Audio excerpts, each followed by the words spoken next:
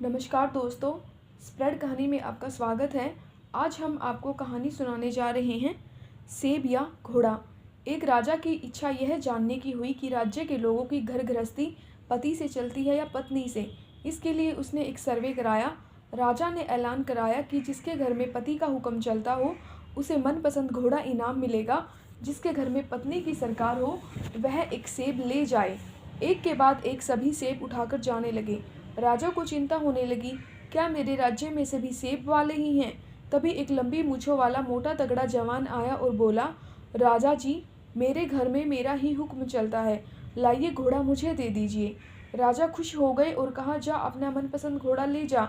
जवान काला घोड़ा लेकर रवाना हो गया, घर गया और फिर थोड़ी देर में दरबार में वापस लौट आया। राजा ने पूछा, क्या हुआ जवामर्द, वापस क्यों आए हो? जवान ने कहा कि महाराज, घरवाली कहती है काला रंग अशुभ होता है, सफ़ेद रंग शांति का प्रतीक होता है, तो आप मुझे काले घोड़े की जगह सफ़ेद घोड़ा दे दीजिए। राजा ने कहा, बेटा ये घोड़ा रख और सेब लेकर जा। इसी तरह रात हो गई, दरबार खाली हो गया, लोग सेब लेकर चले गए।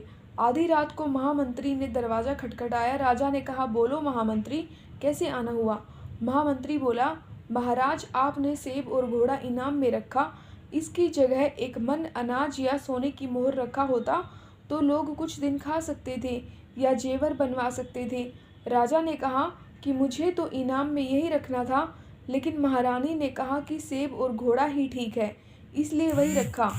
इस पर महामंत्री ने तपाक से कहा, महाराज, आपके लिए भी सेब काट दूं? राजा को हंसी आ गई।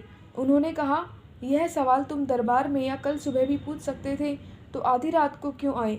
महामंत्री ने कहा कि मेरी धर्मपत्नी ने कहा, अभी जाओ और पूछ के आओ, ताकि सच्चाई का पता चल सके।